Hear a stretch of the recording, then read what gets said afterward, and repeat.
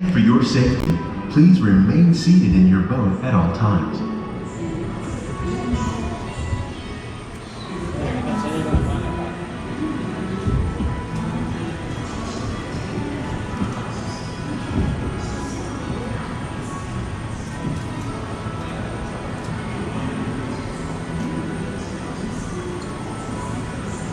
Welcome to our living laboratories, where scientists from Epcot and the U.S. Department of Agriculture are exploring innovative ways to produce bountiful harvests now and into the future.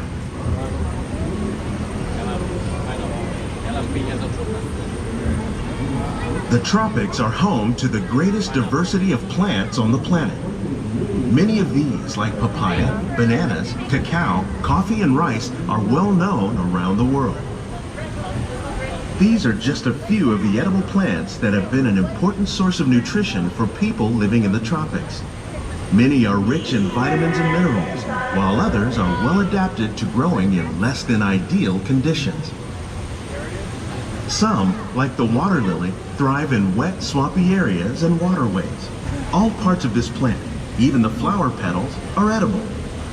The starchy root of the plant has long been used to make flour for baking.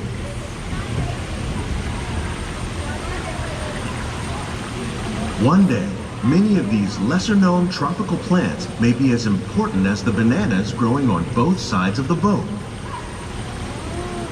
More than 28 million tons of bananas are eaten annually, making it the most popular fruit in the world.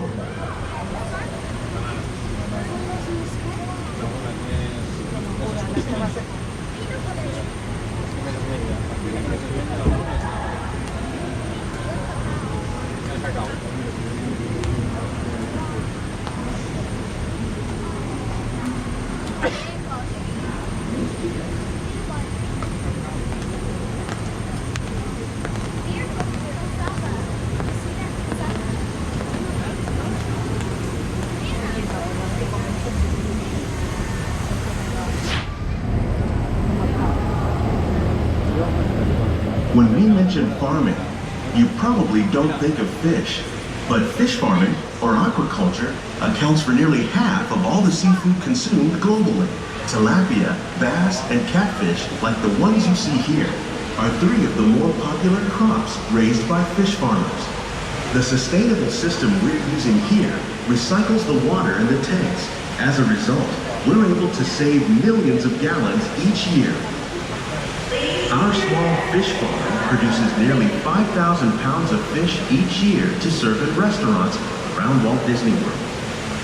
Innovations like this one can play an important role in our efforts to produce bountiful harvests and still protect natural resources.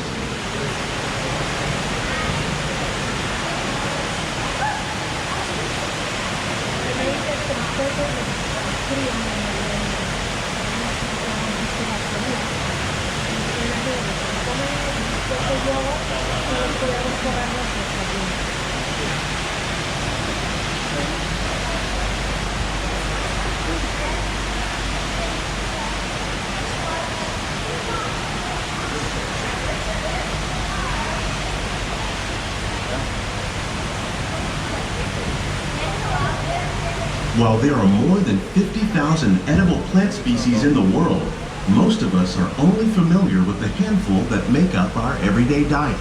The common grains growing here, wheat, maize, sorghum, and millet, plus rice, account for nearly 2/3 of our global food consumption. Learning how to increase yields of these staples is an important goal of research around the world.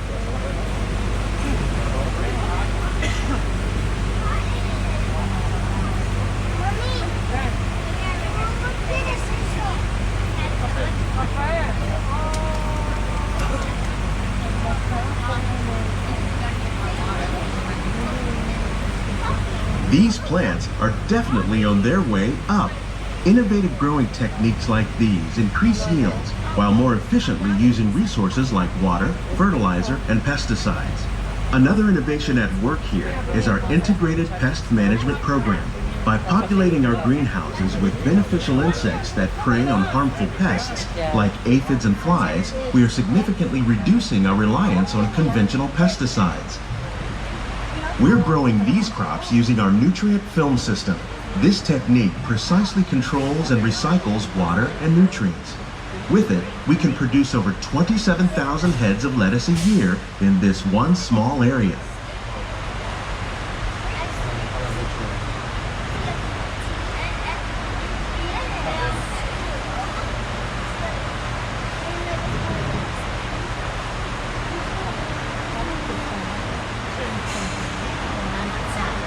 Some of our best ideas have been inspired by nature, like these fruit and vegetable trees.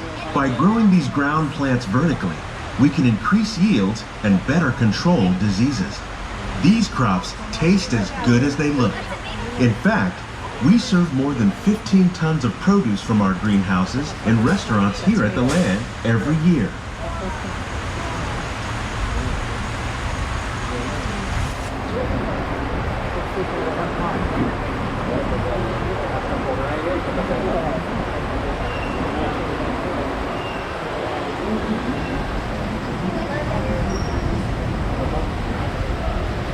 The future of agriculture may include innovative ideas like this vertical growing system. Plants grown in this way use a fraction of the space required by traditional growing methods. That saves water and increases production. The aquaponics system on your left combines hydroponics with aquaculture.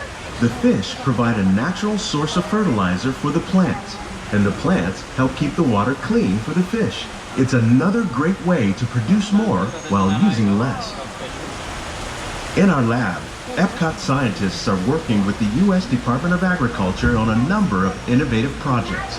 The goal of these efforts is to produce higher yielding and better quality plants.